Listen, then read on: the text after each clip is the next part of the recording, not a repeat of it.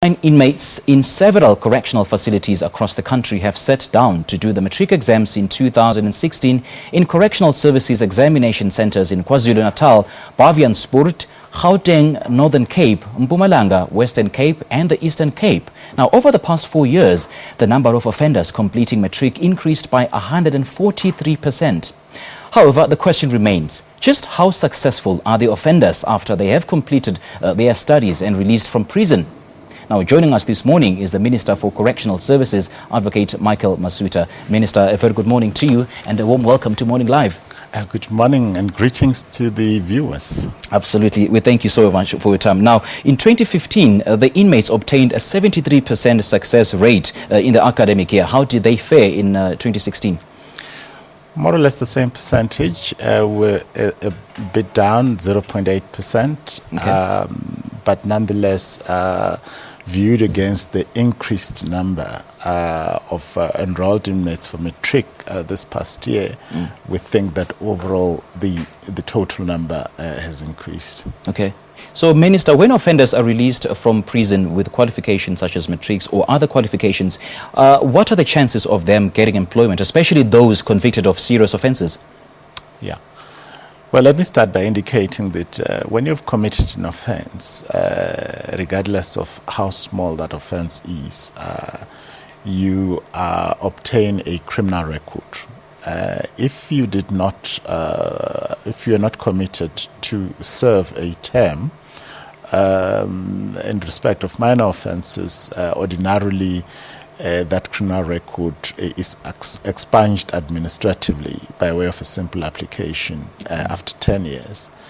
But anything beyond that, you have the criminal record for life unless you apply for presidential pardon. Now, that has been seen by many as a barrier or a limiting factor in terms of accessing employment opportunities and economic activity after they've served their sentences. We do encourage, of course, employers out there that having a criminal record should not of itself be a complete bar for persons to obtain employment. It should just be something that employers take account of as a cautionary measure. But nonetheless, from our side as corrections, we do everything to promote employment of persons who have committed offences before. We provide training, skilling, as well as access to academic opportunities whilst they have a stint with us.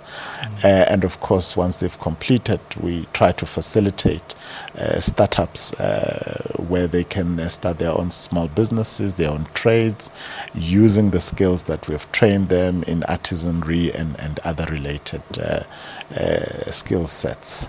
Now, Minister, don't you think the criminal record tag that is placed upon these convicted offenders, don't you think they sort of serve as a deterrent for them, or rather discourage them to learn further, because they think or feel, what's the point of learning if I'm not going to get employed? I have served on, for example, the Magistrates Commission for a good 5 years, where I served on the Appointments Committee, and I can tell you from first-hand experience that we have even appointed magistrates with criminal records before. What is important is full disclosure. When you apply for a job, it is important that you inform your employer fully about your background, including whether you have committed an offense. And when an application form asks you the question, have you been convicted of a criminal offense before?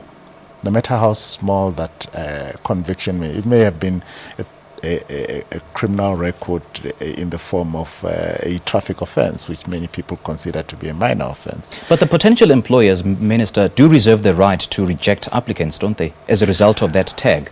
Potential employers do reserve the right to prefer candidates on a whole host of criteria. And your criminal record may be a factor. Employers would usually not just look at whether you have a criminal record, but would want to know what kind of offense did you commit, and to what extent is that offense relevant to the kind of work that you are expected. For example, if you have been a serial fraudster, it's most unlikely that most potential offenders would want you to work on the cash till, because the risk of you degenerating into recidivism and starting picking a few cents, thinking nobody is watching, is likely to be higher. But if it's in construction, for example, where you have nothing to do with money, it may well just be something that is not particularly relevant to judge whether you're a fit and proper person to do that job. So it's all relative. It's all dependent on the circumstances and the facts of each case. So what sort of curriculum do they follow? What are the subjects that they do? Yeah.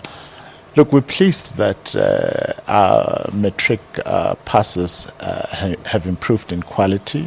More maths, science and business stroke accounting studies.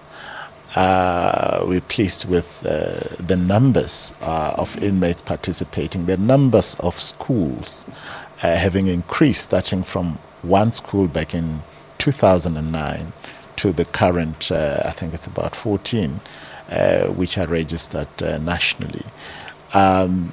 We also have recorded 15 graduates last October with UNISA. And we hope that number to increase. So there are learners who proceed beyond Matric and take up tertiary education opportunities. All right, unfortunately, we haven't got much time, Minister. In just 20 seconds, what happens then to inmates who completed their desired studies but are serving life sentences? Well, all lifers are entitled to apply for parole. Ordinarily, once you've completed half of your sentence, you're entitled to be considered, as happened with the Jub case. But if you're serving life after 20 years to you are entitled to be considered, and it really depends on whether you are ready to take up that opportunity. All right. Minister Masutha, great chatting to you. Thank you so much for your time.